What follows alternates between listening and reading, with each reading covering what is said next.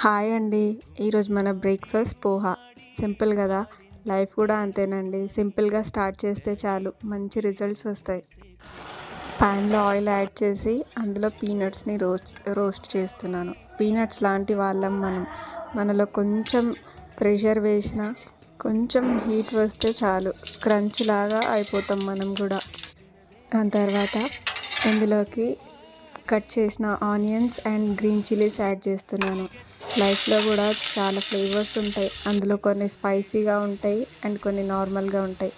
అవన్నీ తెలిసిన తర్వాతనే మనం టేస్టీ పర్సన్గా మారుతాం. ఇప్పుడు ఇందులోకి వాష్ చేసుకున్న పోహా యాడ్ చేస్తున్నాను. మన మైండ్ కూడా అంతేనండి.